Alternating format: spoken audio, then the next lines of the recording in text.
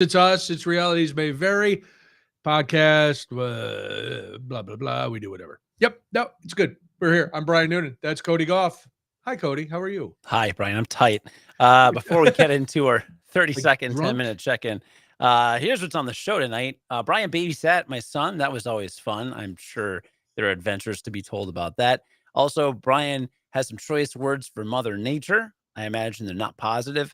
And he's going to review Jagged Little Pill, a little bow tie theater review. Very cool. I am going to talk about the first date night I went on with my wife since having our second child, which was very exciting and partly due to the fact of the aforementioned babysitting by Brian. So a lot to get to, but first our little quick check-in. I don't know how long I'm going to last tonight, Brian. I'm a ticking time bomb. What happened? What's going on? All right, so my wife has been meal prepping for the week, which has been going phenomenal. Oh, really? Okay. Phenomenal. Yeah, it's the whole thing. She cooks up a storm in the kitchen, and then we've got just a feast for, because I'm at home all day. Yeah. So lunch is made for the week. Sometimes the dinners. I mean, there's been Wow. giant salmon cuts that she's made, and I'll have a fillet a couple times. Make salads, meatloaf, all this stuff. It's wonderful. Well, so she meal prepped today. She made a meatloaf recipe she has made before. She makes very good meatloaf. I uncritically ate it without considering the fact that it was not cooked through. For whatever reason, this time the oven decided not to take. And so even though the meat was pink and soft and clearly not like what lean ground turkey meat should be, I just ate 2 giant pieces of it. So my stomach seems fine so far, but she since she got home, and of course she's like, I don't know if this meatloaf is cooked all the way through now that I look at it. And I'm like, yeah, I knew that, and just proceeded like an idiot. I feel fine though, and so I know Sure you do. Carbonation can help a stomach ache, but since I don't like La Croix, I am having a Mountain Dew Zero Sugar, which definitely will make my stomach feel better and not exacerbate any symptoms I have. Yeah, that sounds, boy, that's not good. That's not good. That's fine. No, I made last week. I made a pork tenderloin, and I cooked it like I thought it should be done, and then I cut it, and I was like, "Ooh, this meat is not done." But instead of eating it, I just microwaved it. Yeah, smart. I cooked it up. Yeah. You can never. A lot of recipes you can't go by just the time that they say because they're wrong, and all ovens may vary. Well, in her defense, the outside looked perfectly cooked. Sure. She's like, yeah, cut this open if you want to eat it later. And I did the cutting and, evaluating. So I should have known better. And I don't want to cast any aspersions on her cooking because I didn't take it as that. Sometimes things just aren't done. Yeah.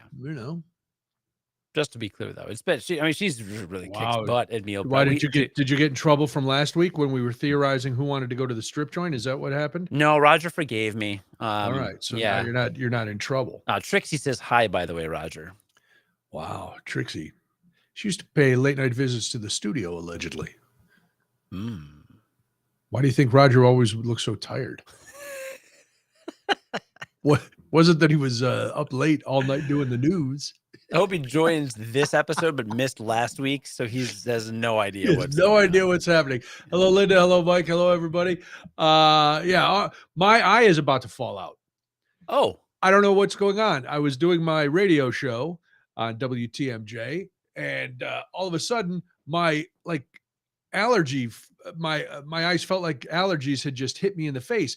Yet all the windows are closed, and I think it's because it went from 180 degrees to 12 degrees overnight.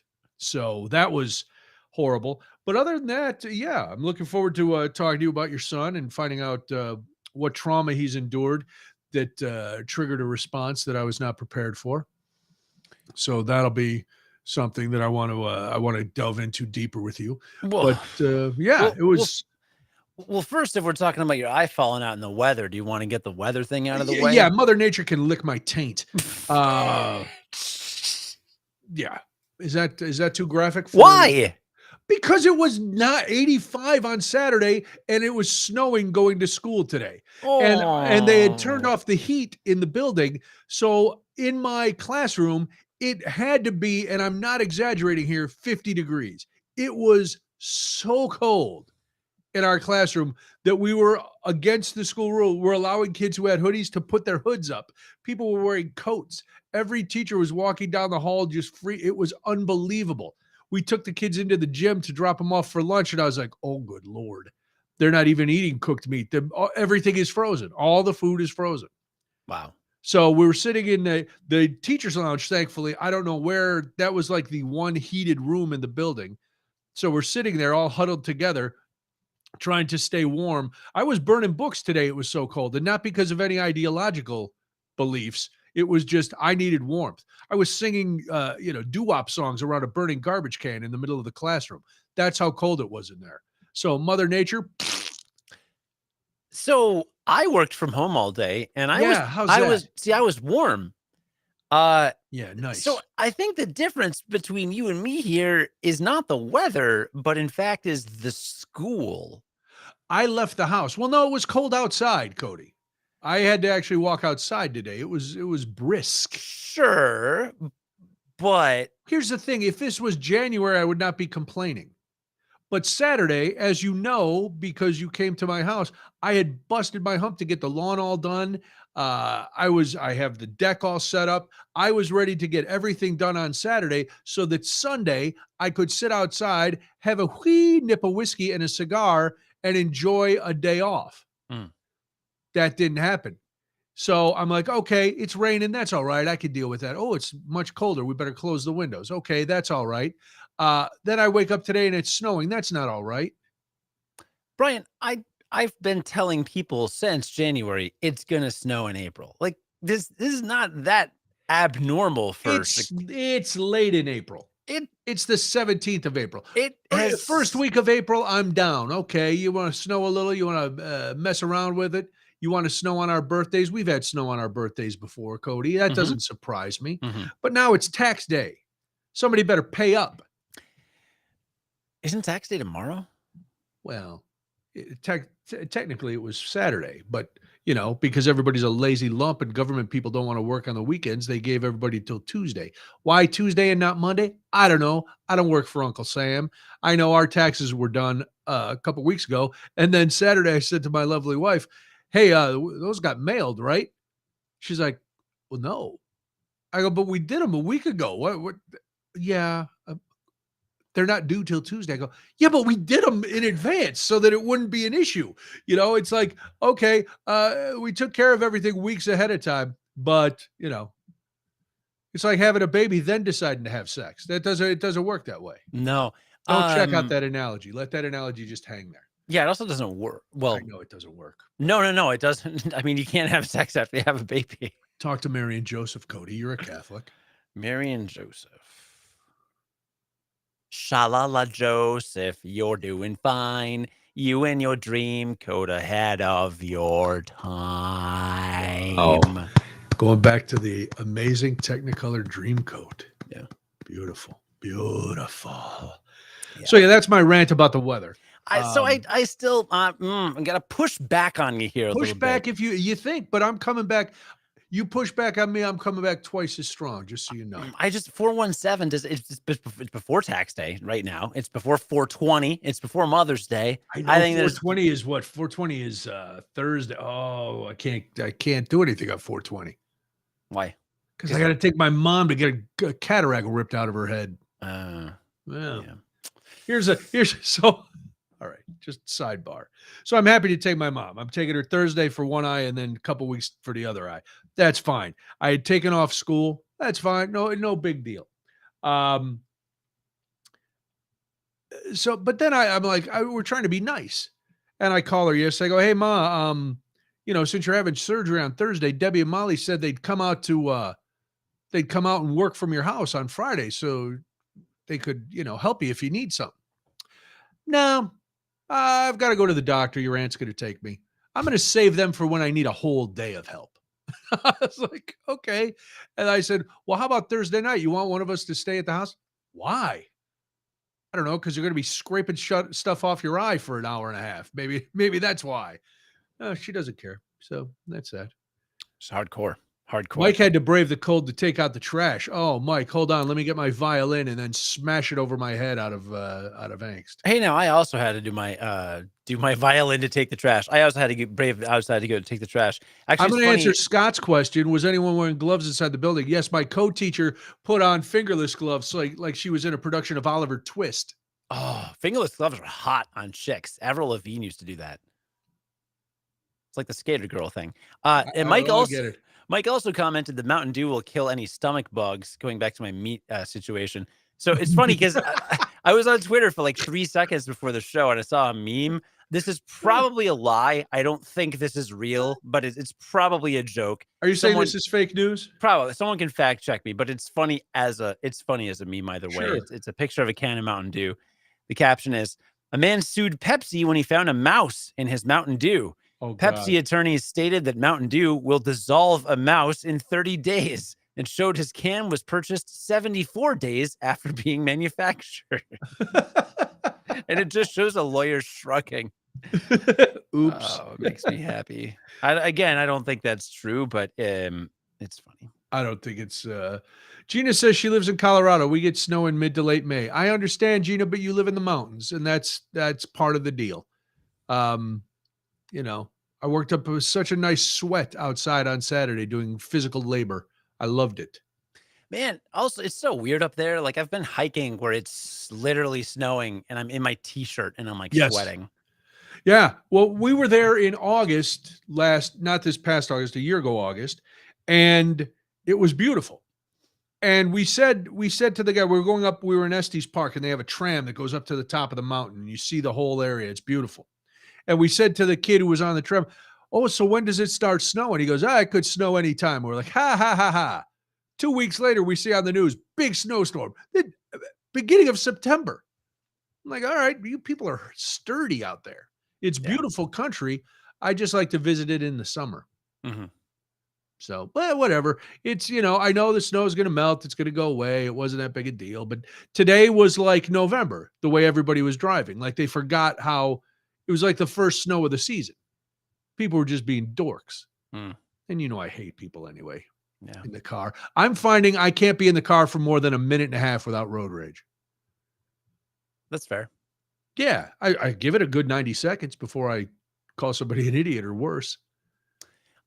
If I make even a minor comment about other drivers, I think it drives my wife nuts. I got to stop. I can't do it. Like somebody will cut me off and I'll like throw out my hand and just be like, "Can you calm down?" Or like, "Why are you doing that?" Oh, that's the worst. That's the worst. I don't know. I mean, like I had an ex-girlfriend in like 15 years ago, 2008. And she would I'd be in the middle of a sentence and she would just yell like, "Come on, what are you doing? Are you serious? Oh my God. What is this?" Like, it's just like going like a 30-second thing. Yelling at you or another driver? The other driver totally cut me off and then just stop and then not like be like, "Sorry, you were saying," or like try and pick up like there's no follow-up. It's just like everything stops and I'm just gonna yell. And then anyway, I broke up with her because she sucked. Yeah, I don't know if it might be too late for Debbie to break up with me now. We're in a war of attrition.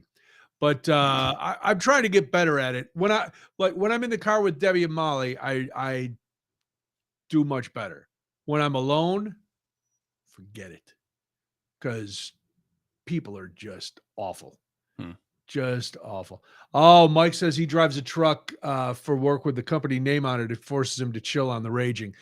I hope then, Mike, you're not the cause of other people's rage. That's my wish for you, Mike, that you are never the cause of somebody else's rage. All right, listen, we have to revisit this. It's been on the tip of everybody's tongue since last week. What strip joint did you go to? How many lap dances did your friend purchase? And has your dad spoken to you since? I did talk to my dad. Strip clubs didn't come up, weirdly. Strange. Yeah, no, it was a pretty strip club free week. But I did have a fun night on the town with my wife. Really? Which I can get into while you were having adventures. What'd you do? Yeah, so for my birthday, she lined up babysitting. She did line up babysitting. It's a big deal. You took my son and then one of our good friends, mostly her good friends, but we're all good friends. And you know how it is. You got a lot of good friends. Yeah, one of her college friends who's now our good friend. agreed to come over, and she's really, really good with like young little kids, and she just came over to our place and just hung out with the daughter and watched her overnight. So, we were on the clock, right? Like, all right, babysitter shows up. We got to drop off my son, and then it's like go time. We got like 13 hours, 14 hours tops. Hit the streets running. Yeah, but she'd booked a hotel downtown, which ended up being the whole evening ended up kind of being a walk down memory lane, weirdly. Oh, wow. For various reasons, but booked a really nice hotel, apparently inexpensive, great, even better. Right in River North, and then we went out. But let's talk about so I used to work in 350 North Orleans, which is the Sun-Times building. Yes. Or it's next to the Sun. Is it the Sun-Times building? I think it is. Maybe. It was. It doesn't matter. It's either there or next to it. So it's next to Merch Mart. Yeah. So I would take the Brown line, get off at Merch Mart, walk through the Mart, take the Skywalk over to this building, go up a couple escalators, and then I'm at work. Well, the first escalator you get off, there's the entrance to a hotel. That's the hotel where we stay. Oh, wow. Nice. So I don't know if it was that hotel or like another one in the building, whatever. But basically, yeah, there was a hotel in my old office building where I worked for 2.5 years, and we stayed at a hotel in that building. Funny. So we're about to park, and it's like $50 for the night. Wow. And I'm like, hell no. So I pull up spot here, and there's a parking spot right across the bridge. Fine, for $20. Oh, yeah, I'd do that too. Yeah, I'm gonna save $30. All right, here, wife, go take the stuff up to the room. She had to take a shower and stuff anyway. Worked out great. I go across the bridge. I park my little, in this little garage, walk out of the lobby, and I walk in the lobby and I look, and it's the lobby of the office building where my ex-girlfriend worked. Oh. Where I used to meet her for lunch around the time I worked for the marketing agency. Okay. So that was kind of funny and weird. It was like, whatever. I told my wife, she thought it was funny. And then we left the hotel, and then the plan was to go to there was a DJ that I looked up at Prism nightclub right by North and Clybourne. Okay. It is actually next door to a strip club. North and Clybourne. So it used to be VIP. Yes. And the reason I know that is because I think we know why you know it. I worked at a call center a block south of that location. So we walked there. This is so weird. So it was a 1.7 mile walk. Wow. And Brian, I have never seen any of the parts of Chicago we walked through. If you put a gun to my head and said, what city are you in? I wouldn't have had any idea where we were. It was like along the river going northwest, basically Kingsbury Street, essentially. Oh, yeah. I used to work on Kingsbury Street. Really? Yeah, when I worked for my brother.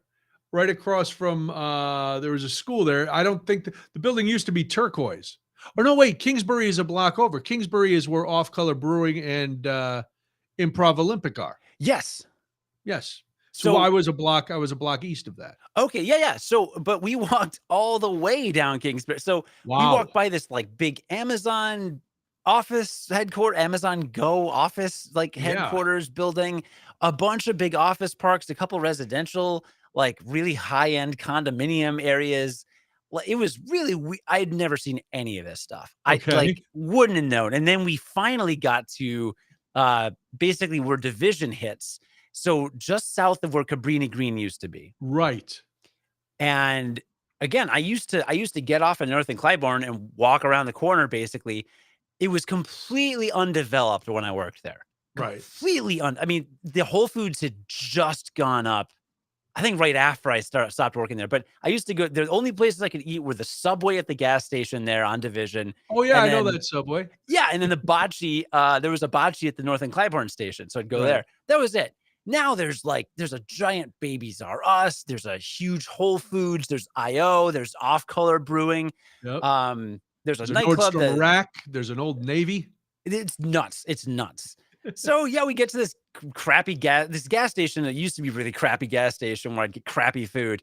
We're walking up, and there's still an abandoned parking lot that you're not allowed to enter because economics doesn't make any sense. Right. Real estate, like how How does this happen? There's like parking lots in the city that are fenced off with barbed wire and you can't enter, but no one can park there. Right. How does this happen? I don't know. That's a good question. Is the Wood place still there? Just north? That's Halsted and that's Halsted, just north of Division, right? Like behind the street behind where that gas station is. There used to be a place that had firewood, Yeah, I didn't see it there. and I just kept waiting for one day for it to just be inflamed. Maybe it was scorched. I don't know. I don't know. I don't know. But yeah, we walked by. I walked by Off Color. I was like, oh my gosh, we talk to those guys all the time. Yeah. There's like there's like a barbecue joint. There's all this stuff. It's like crazy there's like 4 skyscrapers where there weren't before. Right. And we walked by the strip club, which is no longer VIP. It is now new management. It is called something else. I don't remember. I don't remember it ever being open. I remember going by, like I would walk around that area at lunch, and it always looked like it was closed. I never was in there, but it always looked closed. I would work like second shift at this call center. So I would walk by and there's always a security guard. I never saw people go in and out, but whatever. Okay. So yeah, we walked up, we got to Prism. So, we decided to walk, which is fine. Here's the problem with nightclubs, and you know this. Like when my friends and I went to see Tiesto in Las Vegas for my cousin's bachelor party, we got there at 12:45 in the morning, and the main act went on around 1:30, and that's just the way it is. So so this show was Kaizo. I don't know why. I don't know why I even said that. I don't know. Something. I listened to a set on YouTube. He sounded really good. I'm like, great. It says doors open at 10. So we get there like 10:15, 10:20. Yeah, you don't want to be the first one there. We were the first ones there. We walked into that club and the opener was playing his DJ set and literally no one was in there. There were like 10 employees and a couple bartenders and literally us. You just walk in and it's an giant empty room. All the little tables are set up. And my wife is like, can we really not sit down anywhere? I'm like, nope, that's how they work. You can't sit anywhere. So we just stood there and we got a couple my drinks. God. And like, whatever, we're chatting, or like we don't get to go out much. And then, yeah, if this is how you entertain her, I wouldn't want to go out either. I know, right? Well, eventually people filled in and then it was good. And we stayed till about midnight. At this point, the opening act is still on. And a lot of people, it filled up quickly. We were only there like 20 minutes before, like it didn't fill up very quickly. But what was funny was we left around midnight. And when we left, we go outside and there was like a line of like 30 people outside. Oh, God. There were 30 people inside. Tops. The place was a fifth full, maybe. Oh, God. Maybe. And you're just like, what a racket. Like, making it seem all packed and like, no one is in this demand. You gotta, look at all these people. We got to get in there. This place is hopping. No, just stupid. They finally kicked out the old people. Now we can go in. I want to bring my wife to a club where we can enter at a reasonable hour so that, because like we started getting, she was like, we got to go because I'm going to fall asleep because we have little kids and they sleep deprive her so much. Because usually, if my daughter wakes up and needs to eat, I don't do much in the middle of the night, right? She's the one that has to deal with it. So it was fun, though. And then we basically just went back to the hotel, and that's pretty much it. I mean, nothing super crazy, but we did get to, go out for a little bit. And that's nice. See the town and hung out at the hotel bar a little bit. The hotel was really cool. It was on the 15th floor of the building. Really beautiful view. You could see north, like straight down the river. You could see all the bridges, Well, that's cool. It was very cool. And the lobby is like big, cavernous, like the courtyard, what's the suites, the Spring Hill Suites, Embassy Suites, right? Where you've got like it's a big empty building and all the rooms are around the sides of it. Yeah. It was like that but in a high rise. So it went, so you're on the 15th floor, but it goes up like 10 stories and it's all just around. So it's this big open with like a skylight in the top. So it's kind of cool inside. That is cool. Yeah. We had a great view. It sounds like, more fun than the club. The DJ was really good. And now could you hear each other? You finally go for a night out and And you're at a club where a DJ is spinning the steel wheels and you can't hear each other? No. We could totally, it was a comfortable volume. We were chatting, but like you were at a place like this live. A lot of people showed up. We were definitely the oldest people there by like 15 years, which is fine with me. It felt a little awkward before too many people came, but around the time people were showing up, all the really hard drugs we did kicked in, so we were Wow. able to bump and grind and groove. Nice. And Sure, yeah. You're twerking, you're rolling on the molly. yeah, Yeah, sure. I Chewing on your pacifiers. I think I remember most of the weekend. All of yesterday and a little bit the day before are All blurred, right. but But how was the walk back? Yeah, Mike wanted to know, were you involved in any of those huge gangs of roving youths that were running around the city the other night? no, I didn't know about Last that. couple nights, yeah, down in Millennium Park, they were jumping on cars and buses. A couple nights in a row, hundreds of kids, That young sounds really kids. fun.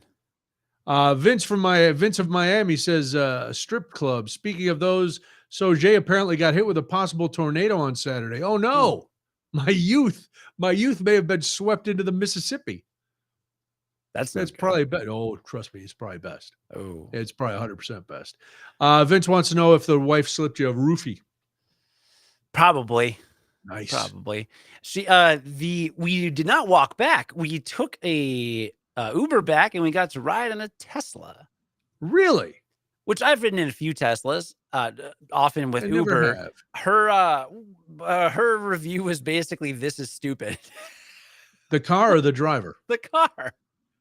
Yeah. like- Well, first of all, listen, I read a survey that a majority of Americans have a side hustle. So I work 3 jobs. I don't care. I don't care about somebody with a side hustle. But I think some people have to get the Uber side hustle because they bought a car that's too expensive. Or they don't have to pay for gas if it's a Tesla. Well, there's a question that I have. When you pull up to one of these charging stations, who pays for the electricity? The city? Is it municipal? No, I've seen them in like parking garages. I've seen now they're going to be subways are redoing they're projected to put in restaurants that have all these charging stations. I'm wondering because we got to pay for gas. Who pays for the electricity if it's free? Maybe it's subsidized. I don't know. So anyway, you got in this Uber. Is it all space agey? I've never been in one. No, here's the deal. First of all, no one knows how to open the door. Do the handles like pop out, right? Yeah, you gotta like click it and have it pop out. You like push in and it'll pop out like a button? Yeah. Okay. But yeah, where are they? I don't know. It's not intuitive. So you gotta kind of guess. You kind of gotta feel up the side of the car, and God knows who else's hands have been there. Yeah, right? oh man, I don't want to feel up anybody unless then they're willing. And then you This go day and in. age, I don't want to get me too'd by the auto industry. And then you go in, and there's basically like a 32-inch TV in the middle of the dash. Like that's what the dashboard is. Okay. That It's seems distracting. Brian, I'm not gonna lie to you. It's absurdly large. Like you would think it's a cartoon. And my wife is like, "Is it safe to drive like that?" Like it is it's probably bigger than the monitor you're looking at right now. Oh my God. Yeah, that doesn't seem safe. No, it's stupid. And she's just like, "That's dumb." And the guy was, I don't know, I think he was some kind of East Asian gentleman and was playing some kind of that language. I think it was Chinese because I listened to a lot of anime, so I can typically pick out Japanese. So you were honestly. able to communicate with him? I can typically pick out Japanese just from the sound of it. I think it was Chinese. So there's some Chinese podcast on, and the guy was nice, whatever. But like we went from like a really bumping nightclub, mood to like some random Chinese dude talking on a podcast, and we're in this weird like TV car that you didn't know how to get into, and like the inside is leather. Weird TV car. She's like, it didn't feel that fancy. It felt like I was just in a sedan with a TV in the front seat. So it's like somebody hooked up a satellite dish in a Buick and just went, all right, here we go. Hop in, folks. We're electrified. Yeah, I mean, no shade if you've got a Tesla. Like I'm sure they're nice. They're nice, and you save money and you're saving the planet or whatever. But like as a casual Tesla rider, we weren't like, oh my God, This is the coolest thing that's ever happened. She's like, yeah, we got in a car. Yeah, boy, everybody who has one though, they tell you it's the best thing since sliced bread. It's With probably these, different if you drive it, but if just sitting in the back of one, you're not like, yeah, it's not. I'm looking at some pictures of Teslas now. Yeah, I don't know. It looks like, yeah, even in just the pictures on the website, you see the front seats and you see this giant TV sticking up. It's like if you have one of those phone mounts, like I have a mount on my windshield for my phone, and then I multiplied that by like 20. Mhm. That's what it was. Was he watching anything? Is that the navigational system? What's he doing? Got some porn rolling on there? I didn't even look at it. How do you not? It sounded like it sounded like 2001: A Space Odyssey. Brian, at that point, everything in my field of vision was like 2001: A Space Odyssey. So Did the whole city look like you were in the Speed Racer movie? yeah, it did. Wow. All right. Holy cow. Yeah, That's crazy. So yeah. you only went to one empty club for your big night out on the town. Well, I mean, that was the main event. There were other things that are, Well, sure. Strip joint. private date, romantic things. Well, But I don't want to get into that. dinner was involved, other things. But the part, I think the dinner was involved. We won't get into that. What we ate is none of your business. I had salmon. It was not up to par. Well, okay. how did you know we had salmon? I don't know. Your son may have left out that you have salmon a lot. Oh, really? Yeah, I did hear that you eat fish. Well, yeah, I think, what I'll say to put a cap on it is it was wonderful. It was Good. totally worth getting babysitting. It was it was just you need, as a young couple, you need that little just chance to reconnect every quarter or half year. Every quarter. And super worth it. But man, life comes back at you fast, because then we get the daughter, she's screaming her head off, get the son, who was in a wonderful mood when we Lovely arrived. mood. When he saw us, things turned south pretty quick. Yeah. And it stayed that way for the rest of the day. So that was did it? Oh, yeah. And today, Wow. actually. And Well, today. listen, he doesn't want to be there. It's obvious. Something goes on in that house. He's not happy about it. I don't know what's going on. Because yeah, he was fine. Listen, I've said it before. I'll say it again. Your son is a joy to have over here because he cracks me up. I wanted to take him to school and actually have him show first graders how to think, because he has the narrative abilities that surpass some of the kids that are 3 times his age in my classroom. But yeah, he was, I think now, I love your wife. I'm not throwing shade. I think she was a little disappointed that he didn't show any sort of remorse when you guys were leaving. He could not have cared less that you guys were leaving. Yeah. And I could see your wife keeping going over to say goodbye, and he was like, yeah. It was always like, okay, Ma, go. I'm here. I'm making trains. I got some blocks. The dog is here. Don't embarrass me in front of my friends. Let me have some fun. Because he immediately jumped into action when he got to our house. Immediately. He was, where are the next time we need a couple more trains and trucks. That would be my only critique. A couple more trains and trucks, because he had brought 2, but I got to give Debbie credit. She's like, well, how about we make a train with the blocks? Oh, he was down for that.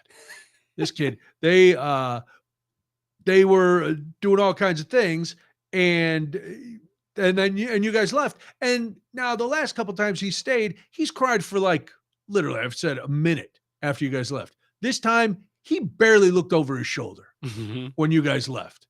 And there was no hesitation. He was in, which is nice, because I'm glad he's comfortable coming to our house and that you guys feel comfortable.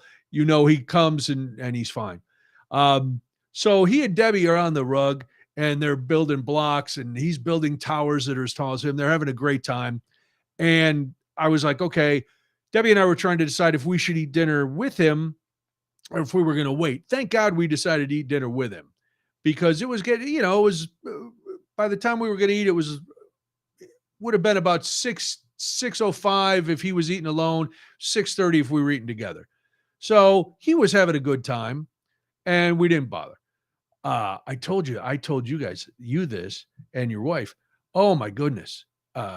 We came upon some chicken nuggets that are the most delicious. And all credit goes to one of the other first grade teacher at school.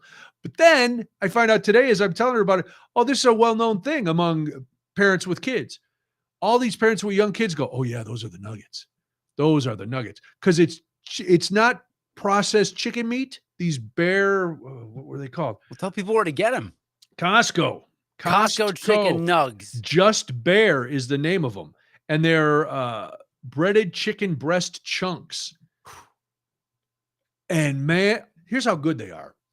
I had heard my fellow teacher had been telling me about it. She goes, they taste just like Chick-fil-A nuggets. Now, listen, don't judge me. I'm not at Chick-fil-A. I'm at Costco, and I'm air frying them in my own house.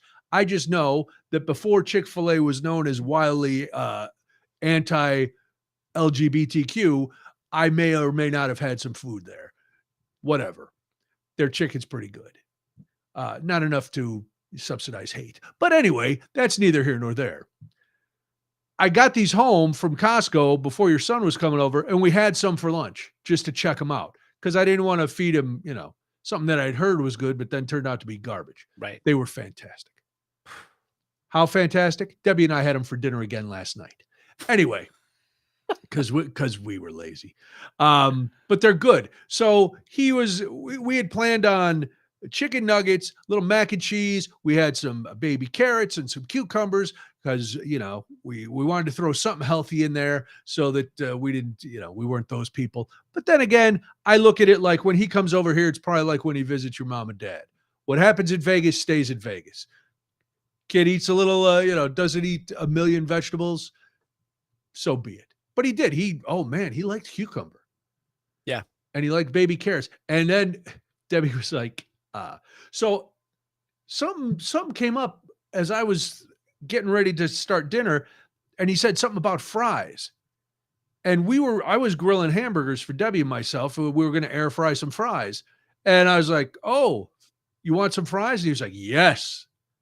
All right, screw the mac and cheese. Everybody's having fries. So I end up now I bake the fries and we do the thing. And the kid, it's like going to dinner with my mom because he loves to talk and he is wildly entertaining. So it takes him, I don't know, 4.5 hours to eat dinner. But and I'm only exaggerating by about 28 minutes. Uh-huh. But it's fun because he's so polite. I told you this too. He thanked me for the food both times for at dinner and breakfast. Thank you for the food. I was like, thank you for coming and sharing our food.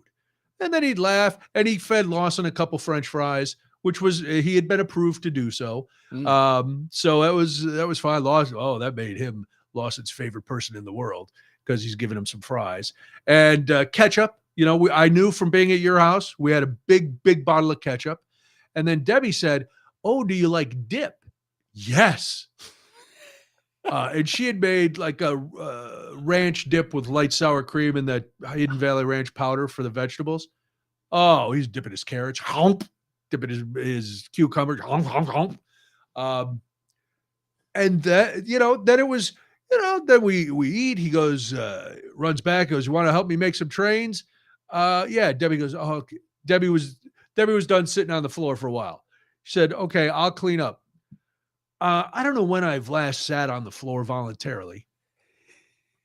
I did for your son and realized, man, I need to stretch more because my legs were not enjoying sitting on the floor for a long time, building blocks. But I didn't let on. I don't want to be that guy who goes, I'm going to sit in the chair and you build some blocks. Technically, I didn't really have to help because he had the project under control. But I was sitting there and watching, and he's building more stuff. And then came that hour, that golden hour where it was like, all right, let's try to. Oh, we also, I guess, remember when you and I went to the beer fest, Beer Under Glass, and he stayed here for a little while? Yeah. I guess when he was with Debbie, they had started to watch on the Disney Channel a Disney nature elephant documentary. And he said, "Oh, can we watch the elephants?" And I'm like, "What, like the Jungle Book?" And Debbie's like, "No, no, no. We started watching this thing." So it's a kind of it's a documentary nature show about this family of elephants that travels from the one spot when that dries up, and it follows their travails to where there's more water and stuff, and then they come back. And he was fascinated by the elephants. Wait a minute. When was Beer Under Glass? November? Yeah, a long time. Yeah, a while ago. So that was 5 months ago, and And he he remembered remembered. it. Debbie was like, "I can't believe you remembered that." Because she was like, "Oh, there's a polar bear one, and there was another animal, a penguin one. No, I want the elephants." Okay. Okay.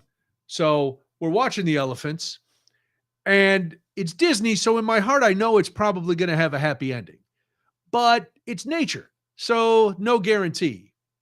And he'll watch for a while, and then he's back building stuff, and then he hears something, and then, oh, look, and there were warthogs and water buffaloes and all kinds of animals, and it's real. It's not it's not cartoons or anything.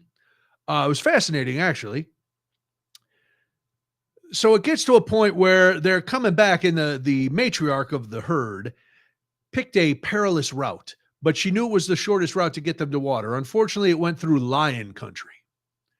And I'm sitting there, and Debbie's hearing it, and she keeps looking out into the living room, and I'm giving her the eye, like, "You said the water." And all of a sudden, here, and the lions are starting to the elephants stop for water, and the lions are starting to surround them. We're like, "Okay, let's how about we have a story?" But then fast forward to he's asleep. Debbie and I have to watch to see if the lions actually ate the elephants. And while the elephant, it had a happy ending, there were a lot of tense moments for these poor elephants going back to where they had to be. But anyway, now last time his catchphrase was "no book, no milk." This time the book was fine. So he and Debbie were sitting on the couch, and I was sitting in the chair, and I said, "Oh, do you want some milk?" "No." I'm like, "Okay." 30 seconds later, "I would like some milk." Perfect. So I'm like, this is a good sign. He wants the book. He wants some milk. Because he had, he had gotten a little zoomies after dinner. He was all kind of zizoo, and no, Marta, it's not a spoiler alert. It was on the Disney Channel. I think she's joking. They're not going to show. I don't think they're going to show. So they did show skulls from hyenas eating the bones of a dead elephant. So that's when I started to get a little nervous. But he wasn't watching at that point. So Debbie reads him he goes, "Do you want to read a silly book?" And he picked one of the ones that you guys had brought, and Debbie read it. And he's drinking his milk. He's chilling. It's like, oh, look, things are looking good. It's fine. Everything's good. Are you ready for bed? No, I want another book. Okay. And Debbie picks up another one. "We have Make Room for Ducklings if you want to do that one." Yeah, okay. Let's do Make Room for Ducklings. He said, "If you want to do that one." Yeah, it was. I may be paraphrasing a little, but not much. Wow. He goes, "We have Make Room for Ducklings if you like that." It was something very, very similar to that, where it was like we both went, "All right, well, kid knows what he likes. He's asking us, sure. Make Room for Ducklings." We read that, and then it was time. Once again, we were lax when it came to checking the diaper. And when Debbie put him to bed, that one must have weighed 18 pounds just with water, just 18 pounds of fluid. Yeah. She dropped it, and there's a dent in the floor. But anyway, that was fun. So he was up there for a while. I heard Debbie, talking to him, and he went to bed. And, there was no "Debbie will stay." It was just, she said she got up twice to leave, and he'd make a little and so she sat back down, and he went to sleep. But I didn't know he sleeps with the light. Does he sleep with a light on at your house? We have a string of LED Christmas lights that pretty much we leave on, so it's okay, pretty luminous, honestly. Because he said something, and Debbie turned on a lamp on the nightstand, and she said that was too bright, and he agreed. He said, "Yeah, that's too bright." Man, this kid knows what he wants. So then she opened the closet and turned the light on in there, and it was pretty light in the room.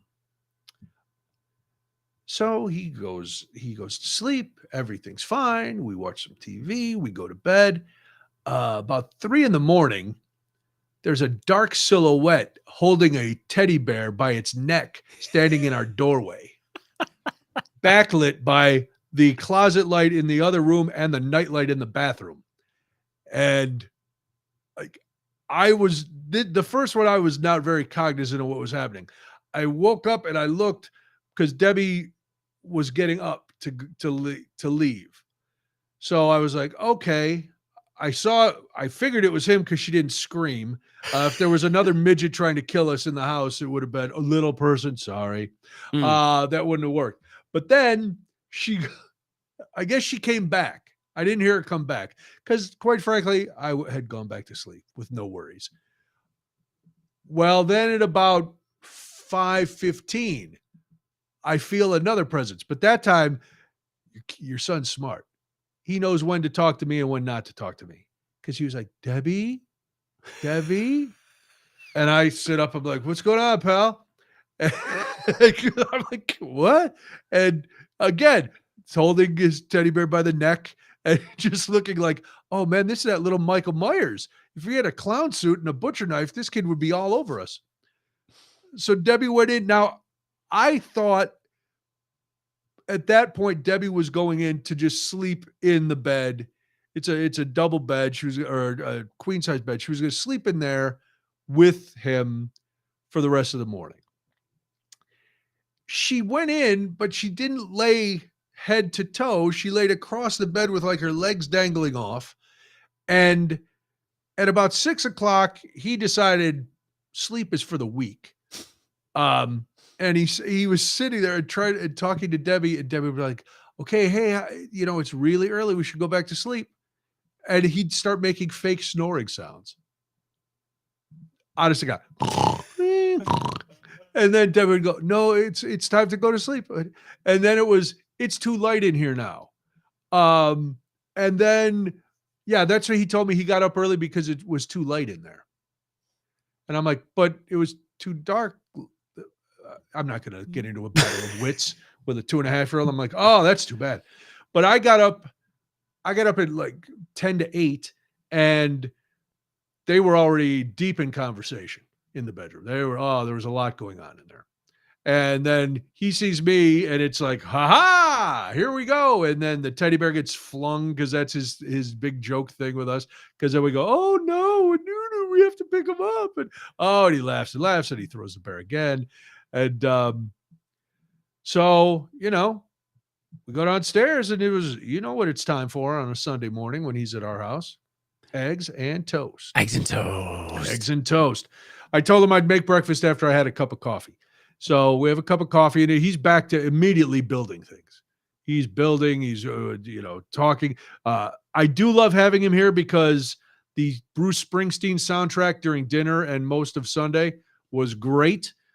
We did try to turn on the news for a minute when we were having our cup of coffee. And then I realized it doesn't matter what's on TV. It draws children in like there's nobody's business.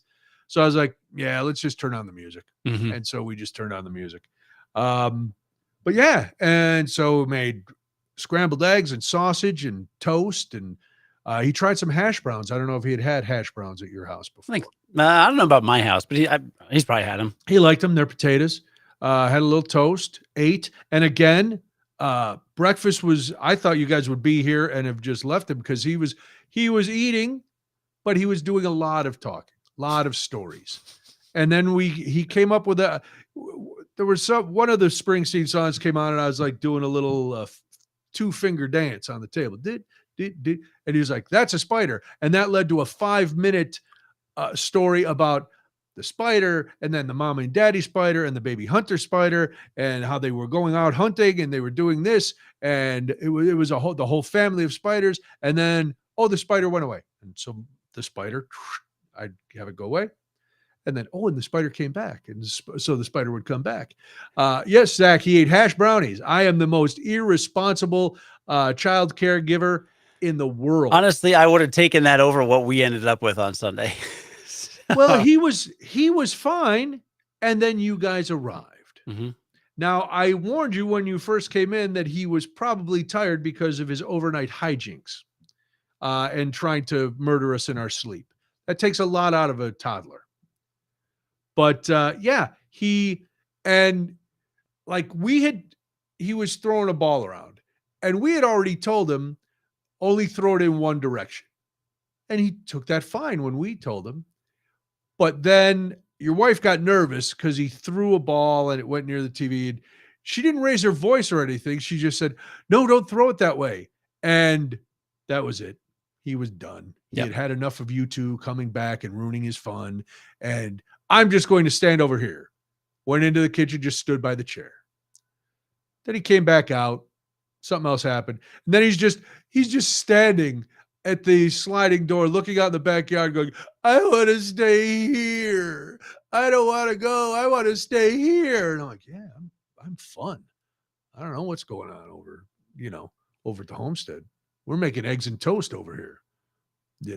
Yeah, Ken says ever since you got him that guitar, he did ask for his guitar though, because Springsteen was on. But then he made a guitar out of blocks. Yeah. And we rocked. So yeah, I don't know. I don't know what's going on. I don't know. I don't want to guess. I don't want to theorize what might be happening that makes your son want to stay here and not go home. But that was that. He's in this phase where if you ask him to do anything, he'll scream no, or I don't want to do this. We didn't hear that once. Yeah, it's funny. And I'm not saying that just to be a jerk. I know. I mean, he's also an angel with my parents. I mean, no one else can believe that he would do these things to us. But I walk in his room in the morning. It's like, "Hey, bud, how you doing? Like, how'd you sleep? Good, great." And he's in a great mood. And I'm like, touches little pajama bottoms, and they're wet because he peed through a diaper because he's gigantic, and diapers can only hold so much. I'd be like, hey, bud, we gotta change your diaper, and he's like, "No!" Throws himself on the ground. "I don't want that!" Like screaming, like goes to 0 to 100, and you're like, "Dude, you've got a soaking wet diaper. Your legs are wet. Isn't that uncomfortable?" Like, and we're like, we're like, "Isn't that uncomfortable? Don't you not like that?" Like, "No, I want it." And it's just like a whole thing. It's like, okay. And usually at that point, you got to kind of manhandle him and just change it anyway. Wow. Because I'm not going to let a toddler win, right? No, like, exactly not. No, he did try to get away with that a little. Like Debbie finally had to come up. I was going to take him up and put his clothes on before you guys got here. And I knew he was wet. And Debbie was like, "Well, I'll be up in a minute. Why don't you take him up and see if you can get him dressed?" I was like, "Okay, that's fine." Well, I got him up and got him, and he jumped up on the bed. But then he was, "Oh, I'm a dog. I'm playing dead." And he kept rolling around. I was like, "We got to get your pajamas off. You got to get dressed. Your mom and dad are coming." "Oh, I'm dead." So he wasn't having a tantrum, but he also wasn't having me, take his pajamas off. He was going to do what he wanted. Yeah. So he's too smart for his own good. He's very smart. You got to dumb that kid up a little bit. Man, I don't know. It's Nah, he's a good kid. So it's always, he's a 2.5-year-old. Sometimes he's great. Sometimes you're like, "Where did you come from, devil spawn?" Yes, sometimes he's standing in your doorway backlit like he's going to murder you. I've seen it all. Yeah. Oh yeah. And he was kicking and we basically had to drag him to the car. And he gets in the car, and a block away, he's like, "Oh, look at that mail truck! Look at that fire truck!" And then he's talking about he always lies about what he did, though. Oh, what did he say he did? Well, you had told us that so you sent me a picture of him literally playing guitar with Bruce Springsteen on the TV. Yes. So I knew you played Bruce Springsteen, and you told me he made a guitar, and you told me he said a story about spiders. "Oh, hey, did you play some Bruce Springsteen with Brian? Did you listen to some music?" "No." "Okay." Did you tell him a story about a spider?" "No." "Oh, do you want to tell us about the spider that you talked to Brian about?" "No." It's just like, "Did you have fun?" "No." It's just like, no, about everything. And it's like, we know you're lying. Why? Stop it. Because I'm not letting you know how much fun I had, or you'll stop me from going there because you're mean. I don't know what's up. And then today, I need disciplining advice. Uh-oh. Today was the last straw of this. Oh, boy. Because all right, so we at the bottom of our staircase, we've got, the TV's hanging on the wall, and then underneath it we have a TV stand from the days of yore when you needed one. Right. Little TV cabinet. And on that is about the right height for him to use as a table. Oh, okay. So he owns 60 little cars and trucks, toy cars and trucks of various sizes. And he just all day, for hours, he will stand there and line them up and push them together and organize them in a straight line or in other line, very like not OCD. And I wouldn't even say that, but very just like methodical, very like organized with it. All day. And then he'll bring him over to the chaise lounge or whatever on the couch, and he'll put him there. And that's the highway. And then the table's the parking lot. All day he does this. It takes over the living room. Like I said, there's like 60 of these things. And this morning I made him a bagel. He's like, I want a bagel. So my wife went to Whole Foods. He got some nice bagels the other day. Nice. Sounds good. So she sees me pick up the bagels. I'm moving stuff on the counter. I want a bagel. Can I have a bagel? Whatever. Yeah, I'd love to make you a bagel. But yeah, put it in the toaster. Go sit down. Great. He's all excited. I'm like, I'm going to put some locks on it because Mom also got locks, which I forgot to put on the other day. I'm bagel and locks. You ready? Okay, cool. Put the locks on it. Put it in front of him. And he's like, I don't want that. And he starts like yelling at me. Okay, you don't want the locks. Fine. I get it. You like the plain bagel? Fine. I get a little annoyed. I'm like, you just want a plain bagel? Fine. I just grab half a bagel from a bag and just hand it to him. And he just eats it like a piece of bread. He doesn't want it toasted. He doesn't want butter. He doesn't want anything. He just wants to eat this piece of bread. Fine. I tried to be nice. That's fine. I'll start making some eggs. That's fine. You eat the bagel. I'll make some. Yeah, I make some eggs, right? So I get the eggs. I'm making those. And he's like, and he says, may I be excused? Did he ask you, may I be excused from the table? No. Okay. That's the thing at our house. He'll say, may I be excused? So he says, may I be excused? He's good at that. Okay, yeah, go play. I'm fine. All right. Eggs are ready. Cool. Put the eggs down. I'm like, he loves eggs, as you know. He does love eggs. And he's over playing his little thing. And then my wife walks in because she had gone somewhere. Teaching yoga or something. I don't remember where she went. I don't know what she was doing. No, she was doing yoga upstairs. And then she just finishes yoga. She morning routine this morning. She comes down, just finished the eggs. Perfect. We're all going to sit down like a family, like we always do, ready to go. And, I'm like, all right, bud, come on over. Like, have some eggs. Like, breakfast time. Let's have some eggs. Yeah. And he's just like, no, I'm just going to stay here. Like, no, bud, it's breakfast time. You got to listen to mommy and daddy. It's breakfast time. Come on over. No, I want to stay here. Nah! And he starts shrieking at us. And I'm like, no, like really, it's like, come on, but you come over, try to coax him, try to be nice to him. And he's just like starts erupting. He's like, no, like there's this screaming, the screeching where it's like, yeah. And I was just like, you know what? Fine. And there's like a canvas tote bag next to the TV stand. And you put him in it. I took every one of those cars and I just shoved him in that bag. And I was like, you are not playing with any of these cars or trucks. Wow. And I just shoved them all in and he starts screaming or whatever. He's like, no. And I shove him in there and I just like stomped in the garage and put him away. All the cars and trucks are gone. So he's like just nuclear at this point. Oh, sure. And, then he's like, I want to see mommy. And then mommy holds him for a few minutes. Then he comes to the table, but she's got to sit in her lap and he still won't eat.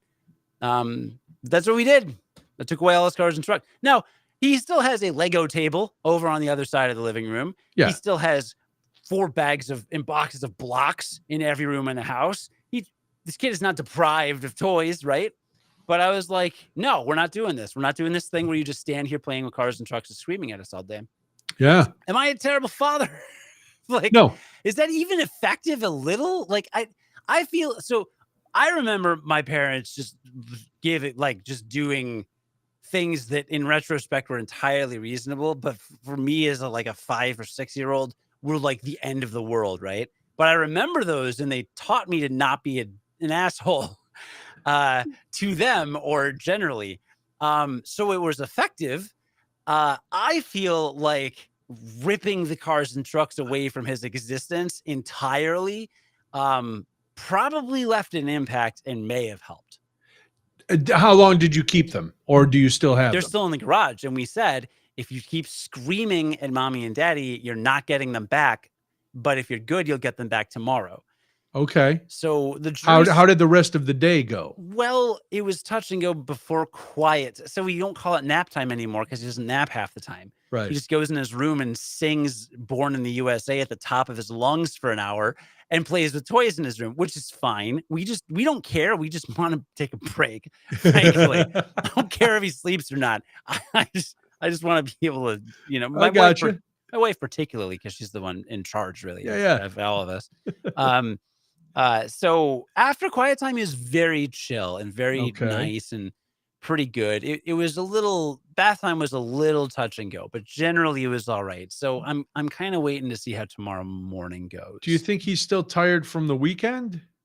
I don't know. And my wife, that's not an excuse. Well, but for a 2.5-year-old, it kind of is. Well, exactly. And Marta's point in the chat, is effective for us, maybe, but for him, he's not at the age where he can put those things together yet. I mean, I don't know. He's a really smart kid. Yeah. He really, like you said, with the rolling around and the not wanting to change the diaper thing, like he didn't throw a temper tantrum with us. He just found a way to avoid it, Yeah. while having a good time. So it was hard to, you couldn't be mad. It was like, all right, well, he's staying here. He's not going around. If he wants to roll around in his own pee for a while, I don't wash him out. I don't, who hasn't? But yeah, you're doing the right thing. Because I also can imagine that you were fairly calm when you did this, But even if he sees a little aggravation, it's okay for him to get, even on a rudimentary level, he gets that what he did wasn't okay. Now, can he, does he get all the nuances of that? No, but he knows I yelled, I don't have my cars and trucks. Yeah. Okay. I think at that he can but he can make that connection maybe for a moment, but it's not going to last. Little kids are kind of like dogs, they forget once it's out of their mind. Because if he was playing with other stuff, but I know he is fascinated by trains and trucks and cars. So if you take them away, it does make an impact. I mean, and there were like 4 kind of bigger trucks and trains that I didn't grab because they wouldn't fit in the bag. They were like on a different shelf. And then when I came downstairs later, those 4 were all lined up. Oh, sure. So we found the ones that were there. So he really is, I don't know.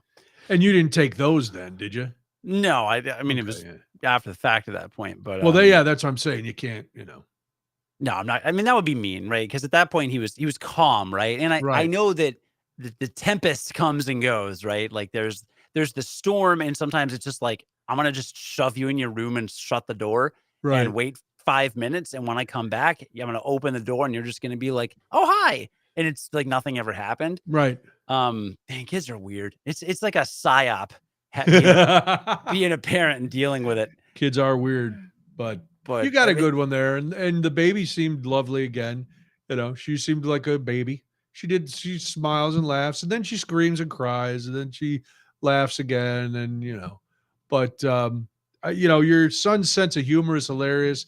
He had his teddy bear burping the night before, and we'd all just laugh, and and then of course, listen, I know how this goes. He got the laugh, and then he kept going, and I'm like, good, he's got it in. He's not going to give it up. He got the laugh. He's going to keep hitting certain things. Yeah. So what was his line of the night then?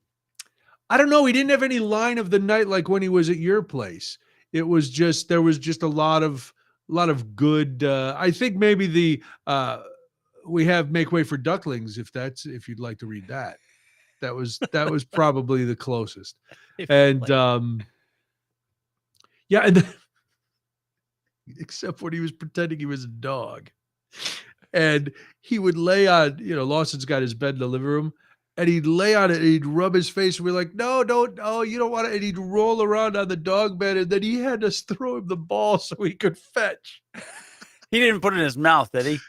Not that he didn't put a dog ball in his mouth. There's some balls in with his blocks that are just his, that the dogs don't touch. He put those in his mouth. Yeah.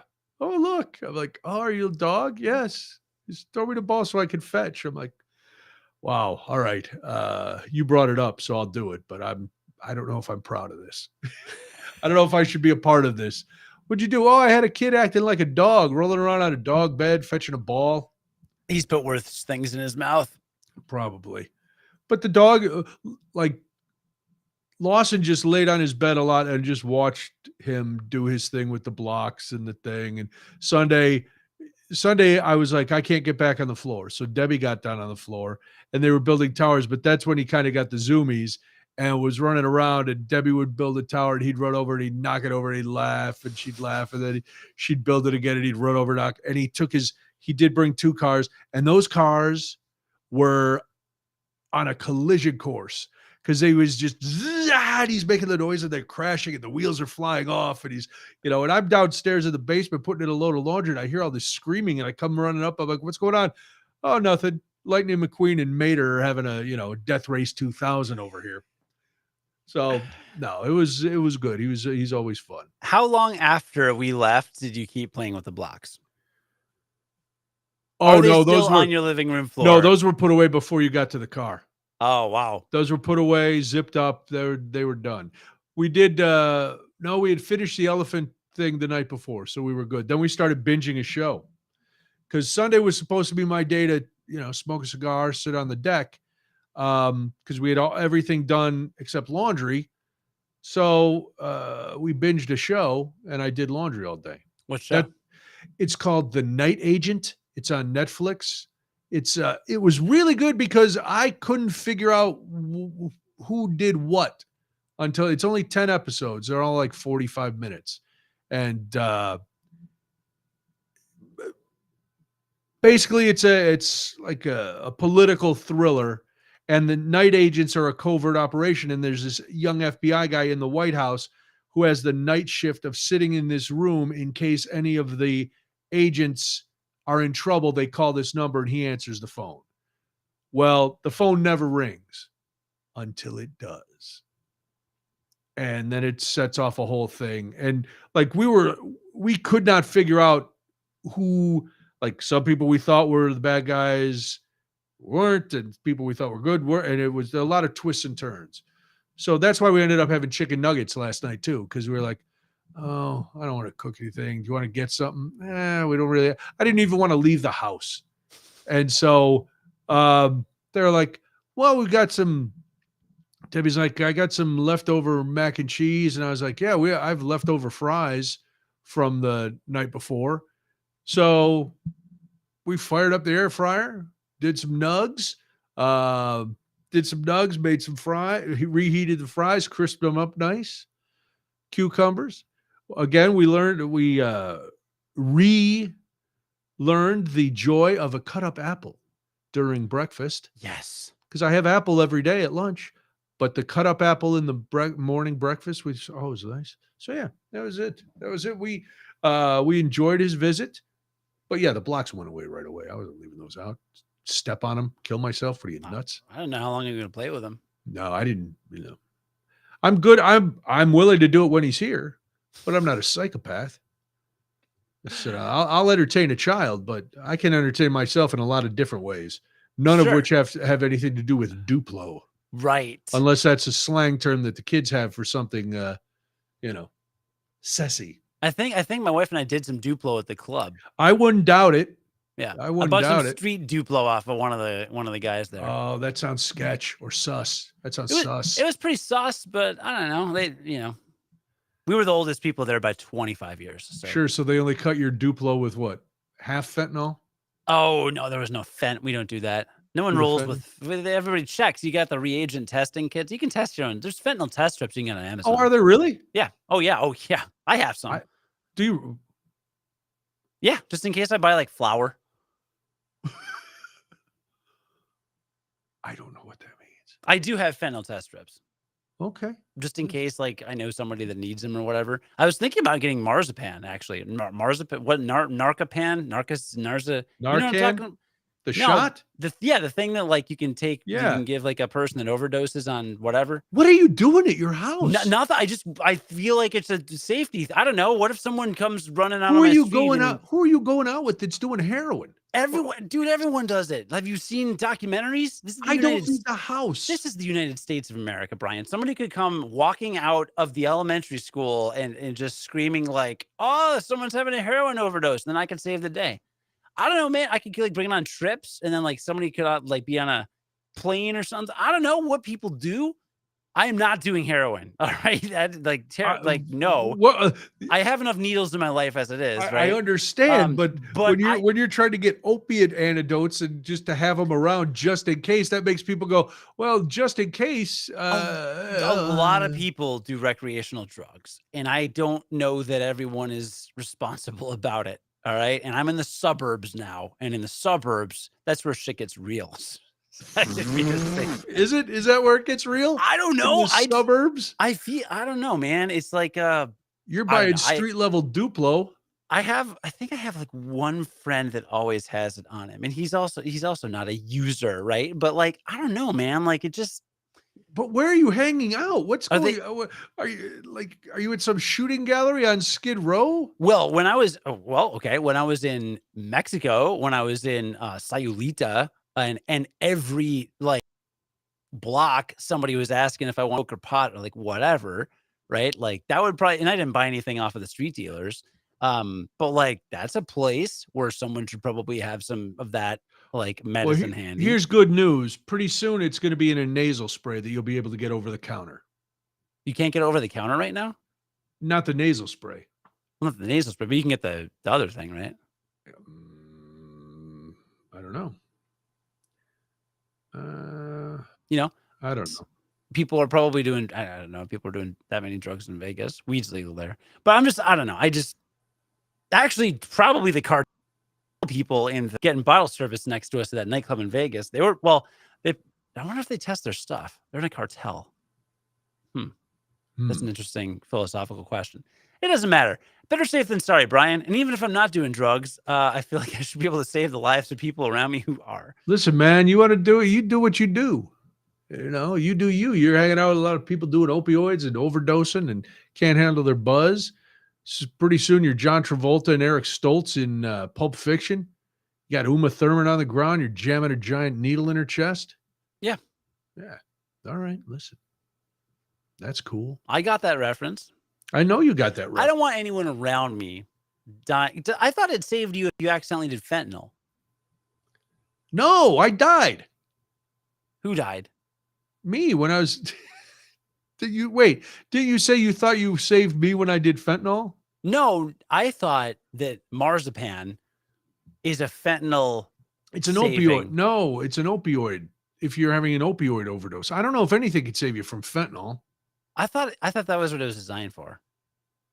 And that's what I'm talking about. I'm talking about like how fentanyl's in everything, right? It's in your Halloween candy. It's not. It's not your Halloween all that, candy. but it's all the scary stuff, right? Like if somebody cross-contaminates some kind of fent with like someone in my peaceful neighborhood, right? Yeah. Like I thought that was the thing that would save them, or maybe not. Maybe it's just for heroin. I think there's a drug that saves people from fentanyl. That's what I'm trying to get at. Isn't that the one? Isn't it? Well, this whole conversation Narcan, I don't know what this was. Wow. Framed entirely wrong. You think your dad was worried about the strip joint conversation? Hopefully he doesn't hear that you're hanging around with a lot of people who might OD on opioids. Pretty soon there's going to be a knock at your door and your son won't have to cry to stay with us anymore. He'll be placed here. God. By the authorities. It's like out of Jungle Fever with Denzel or Samuel L. Jackson when he was the drug addict. I guess I don't know anybody who does opioids. Maybe I do and I just don't know, and that's fine. Can we define opioids? Yeah, like oxy or heroin. Heroin's an opioid? Yeah. Okay, I have no idea what I'm talking about then. It's funny. I have more street knowledge. I was like, you know, I was pretty much joking about the heroin thing. Cause like, I don't know anyone. I know one person who's ever done heroin and he kicked the addiction, which is actually really extraordinary because Yeah. it's really hard to kick, Yeah. super hard. And he's doing great now, which is awesome. But, I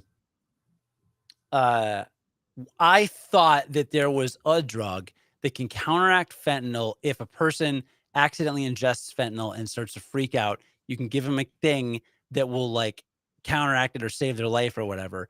And fentanyl shows up in stuff that like is, you know, like heroin, you don't accidentally do heroin. You know, there's stories about people, the fentanyl being mixed in things and like people inadvertently taking it or whatever, which is why I actually, if that exists, would like to have that on hand in case like some weird situation happens, whether people are even doing drugs or not.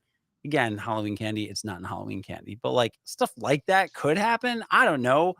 That's what I was actually trying to get at. So just erase the last 10 minutes of me misspeaking and not knowing what I was talking about, because that is what I actually meant.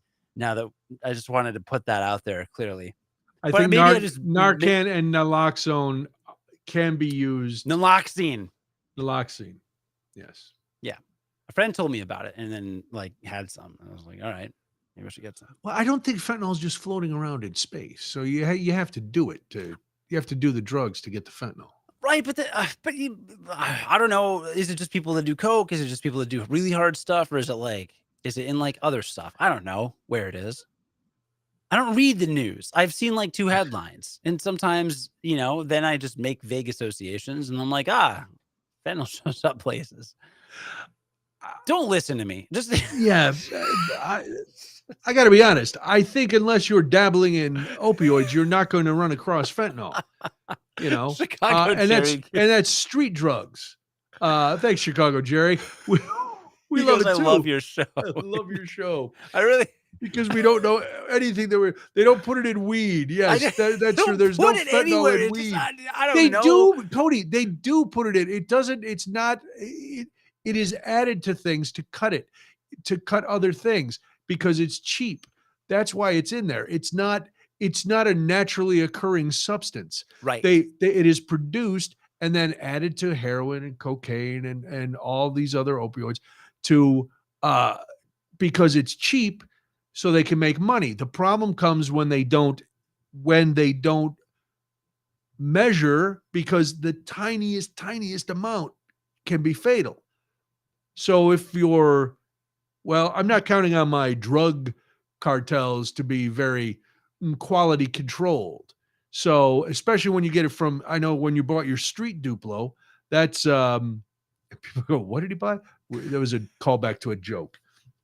You know, street guys, when they're cutting stuff, they're definitely not paying attention. So it's not like, you know, if you go into 7-Eleven to buy a Mountain Dew, you go, it might be fentanyl out here. No, they're not sprinkling fentanyl on the cans of Mountain Dew. You have to put yourself in a position to be exposed to fentanyl. Right. The only way you can put yourself in that position is by doing opioids. No. What if I go to like a wedding with like 400 people? Uh-huh. All right. And then some friend of the bride or groom, just, you know, they're in town. They're like, I wanted to buy some coke off some dude. And then they show up and then like some dude keels over, you know, at the reception. And you're like, oh my God, my like friend's going to die. It'll ruin the wedding. And then like I show up with some marzipan or some dollop. If you show up with marzipan, you can come to my table first and I'll go, that guy's dying. But marzipan. I don't even know what marzipan is. I know. I'm so bad at this. So I walk over. I'm just trying to yes and you. And I've got the naloxone. That's not what it's called either. And then I'm just like, here. And then I stick it in his nose. And then it's like, Cody saved the day. Then I catch the bouquet. And then I say, I'm already married. And then I hand it to somebody else that needs a spouse. And then I find $20 on the floor. I don't know. I'm just saying that could happen, right? I don't have to even be friends with the person. I can still save the day. And dude, listen, I visit family in Rockford all the time. Rockford is one of the. Are you saying that your family is doing opioids? No one in my family is doing drugs, but it's one of the most dangerous cities in America. Okay. I'm sure someone in my family inadvertently knows somebody, they could accidentally have some of this stuff. Extended family, friends and cousins, whatever. I go to some, some party at some cousin's house I haven't seen in a while, some aunt or uncle, and they got a family friend. The family friend wants to do a little coke in the bathroom. Then they pass out, and then I'm like, oh well, I've got my lavender and my marzipan and my tulips and my mint tulips, and then I, stick it up their nose or butt. I don't know. Maybe I put it in their butt. I think nose. You could put it up their butt. It wouldn't help. Well, maybe then you wouldn't be a hero. You'd just be a pervert. Why is Cody shoving a fire hose of Narcan up that guy's ass? Why not both? And then I save the day. These are all realistic situations that do not require me to be a user or know any users. I see where your son got his storytelling and rambling technique, because this was wow. Listen, if you want to be Johnny Good Citizen, God bless you. Thank you. Go ahead. That's terrific. I admire you. I don't know if I would. I'm not in the. I really don't believe I'll be in that position, and if I am, I got 3 things to say. 911. That's all I'm doing. Dude, you MC big galas. Some people I do MC big galas. $50,000 for a table. You think nobody with a whole lot of dough is walking around with a little blow? Come on now. So what are you saying? I should get a bandolier of Narcan needles for next Saturday when I'm at the Irish American Hall of Fame gala? Just be ready to go. I don't know what one of these honorees. I don't know what tickets celebrating too much. I don't know what the tickets go for, but maybe get some naloxone. Maybe somebody keels over. You go, ha, pss, pss, and then boom, you save the day. Maybe I make that announcement at the beginning of the night. Go up there in my tux. Ladies and gentlemen, I'm so glad you're here. Just in case anybody is going to be ingesting opioids, know that I am prepared to save your life. So snort away, piggies. Piggies. Mm-hmm. Okay. Yeah, do that. Please. You think so? All right. Wow. I feel like I'm on an episode of Dragnet, and I'm Jack Webb, and you're the dirty hippie. This is a great episode of our show. It's a great episode. I stepped at you. You had another story. You have a review you got to get to. Well, no. I want to. Listen, this is more important. You're saving lives out there. You're saving lives. I'm going to the theater. It doesn't. I don't think they equal out at all. Well, I think the name of the show you saw is an appropriate transition. That's why I brought up the whole topic. Very nice transition, Cody. Oh my gosh, the segue was perfect. Yes, I saw Jagged Little Pill. Oh, and nobody in the audience OD'd, which was surprising. So Jagged Little Pill. Here's the deal. It was a big hit on Broadway. And it's based on the music of Alanis Morissette and the album of the same name. It was written by Diablo Cody. No relation to you, Cody. It's unless it's the Diablo side of the family. Mm-mm. She wrote Juno. Do you remember that movie, Juno? I do. I remember. Yeah. Yeah. Do you remember that I hated that movie? No, you did? With all my heart. With every bit of passion in my body. Why? I found it so glib and pontificating and unrealistic. And, we've got this teenage girl who gets pregnant and everybody's really cool with it. Not just accepting, but the parents were like, oh yeah, there was not one moment. It was horrible. I hated it. I hated the snappy dialogue. I hated the premise, even though I liked the actors, I hated it. But that was Juno, the movie. That has nothing to do with Jagged Little Pill, except that Diablo Cody wrote the book. All right, so this was a tough one for me. I didn't actually post a review until yesterday because I couldn't decide if I liked it or not. There were things about it that I really liked, and there were things about it that I didn't. It was first of all, I'll tell you what I liked. I liked the performances of the leads. It's basically based around a family, and it covers the course of a year. The mom, Mary Jane Healy, is played by Heidi Blickenstaff, and she originated the role on Broadway. And she is great. She's the mom, the stereotypical perfect mom. They're a family in Connecticut, and she's on all the committees. She's a great cook. She does this. Her son At the beginning, gets accepted into Harvard. Everything from the outside looks perfect, which then is a facade. She has a daughter that she adopted, an African-American daughter that they adopted. She's played by Lauren Chanel, and she is great too. Performances are terrific. Lauren is going through her own struggles. Not unlike every single person in the cast has a lot of issues. There's a lot of issues at play here. Did I say a lot of issues? Mm-hmm. A lot of issues. Yeah. To the point where you're like, oh, good Lord, how does anybody not just crumble under all this? So then there's the brother, the son of Mary Jane, and the dad, and they are fine. Then the daughter has, at the beginning, the daughter has a girlfriend. Frankie is the name of the daughter, and she has a girlfriend named Joe. And we see that they're more than just friends because they make out a little bit. And that's all fine, whatever. And Joe, who is played by Jade McLeod, is another standout. So that I like the performances of the women. The vocals, their singing is phenomenal. Jade McLeod, Joe, does an unbelievable rendition of "You Ought to Know," like "Bring the House Down." Just great. So I loved all that. The dancing is really modern and ferocious and cathartic, and it's very young and energetic because it's based in the suburbs and in high school. So that's all terrific. Let's see, what else did I say I liked? The music, Alanis Morissette's music holds up. That was great. And so those are the things I liked. And I liked how they dealt with the issues.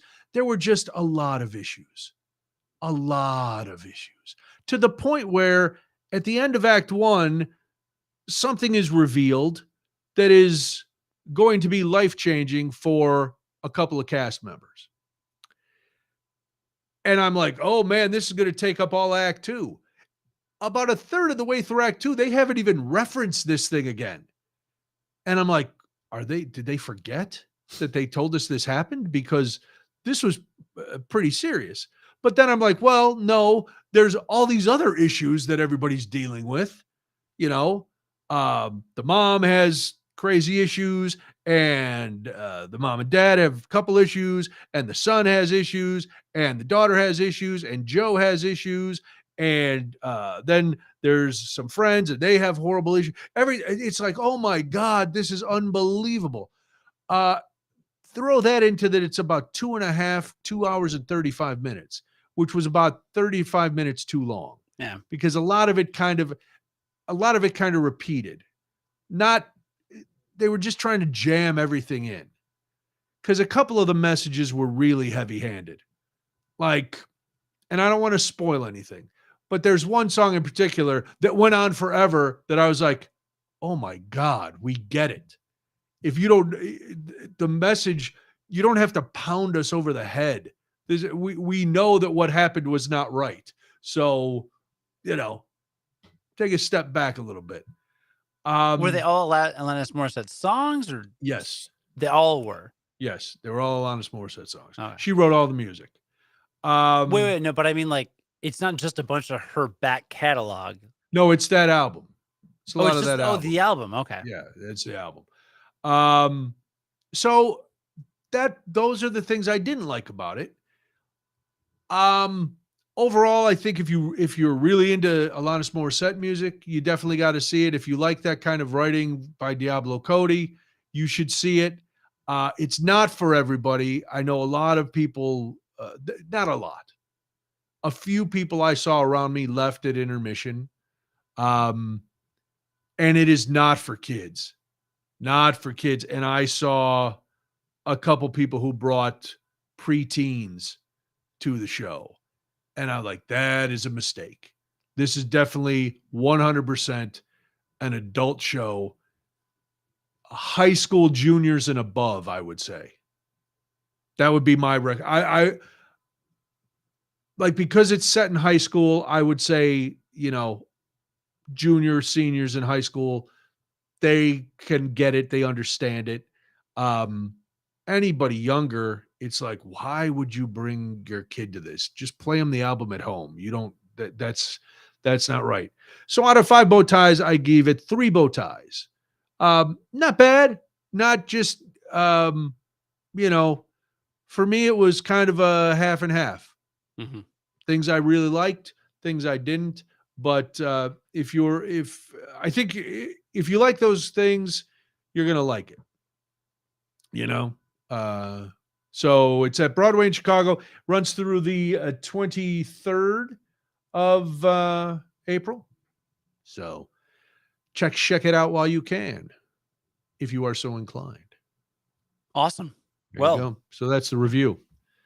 It's the Bowtie Theatra review. wow. Yeah. I know. I like to, I got to be honest, right? Yeah, no, you have to I- be honest. And even if the review itself is a tough pill. to swallow. I was thinking of all those like cliches that I could, because a lot of there were a lot of those cliched little quickie reviews from people right away, and I was like if I really love something, I try to get something out right away to let people know, hey, you got to see this. This I wanted to, since I didn't hate it, I didn't want to trash it, but I also didn't love it. So I was like, I want to really think about what I want to say about it. So, yeah, it was kind of depressing, Roger. It was, but depressing is okay. Mhm. Depressing's okay. Troubling is okay. Difficult is okay. But like I said, I know some of the messages they were trying. I felt a little preached to more than I think the audience needed to be. And that's just me. I stayed awake the whole time. That's something. That's a lot right there. It's a lot right there. All right. Well, we have covered a lot of ground covered tonight. A lot of ground. We know Cody's hanging out with a lot of opiate addicts, Mhm. and he's afraid they're going to OD at any point. Mhm. So that's troubling. And we know his son is hilarious. He's funny. Yeah. And he also has a temper. And now he's sands trains and trucks. Mostly, except for the 5 or 6 he found. But yeah, we'll see how tomorrow goes. I'll give you an update next week. Good luck. Also, next week I'll have a lot to talk about because this weekend I'm driving my whole family to Kansas City to visit family. When you say your whole family, your mom, dad, everybody, or just your 2 children? No, I and mean your my wife? 2 children in an 8-hour car ride. Oh, you're going to Kansas City. So Kansas City, here you come. that will be a challenge. Are you going to have barbecue? Yeah. Come on. Arthur Bryant's or Gates barbecue? I don't know where to go. Where should I go? Either one of those. Arthur Bryant's is the place. That's Okay. been the place forever. It's a landmark. Okay. It's actually been in the background. It's Ted Lasso's screensaver. I have never seen that show. That's a mistake. Everyone is obsessed with it, so I should probably do it. It's a good show. It's fun. Everyone's obsessed with it. Yeah. But yeah, go to Arthur Bryant's and you will not be disappointed. Okay. Yeah. Tight. All right. Well, listen, have a safe trip. Enjoy yourself. Thank you. And we will talk next week. Next week, I won't be as exhausted when I do. A lot of sports next week, WTMJ. So next week, it's one of those weeks where I'm chilling a little bit, Very nice. but that'll be all right. All right. Listen, thanks for listening, everybody. Thanks for supporting, spread the word, whatever you got to do. Cody, thank you for letting us, trusting us to watch your son. He was lovely as always. And when your daughter is old enough, she can come over too. Babies are scary to me. She can be terrifying. Yeah, thank you for watching him. She's a baby. Thank you for watching him. We needed that night to just be adults. And enjoy. Good luck getting your marzipan and getting everything set up so you can be everybody's hero. Thank you. Greatest American hero. All right, we'll talk to you guys next week. Thanks very much. I'm finished. Bye.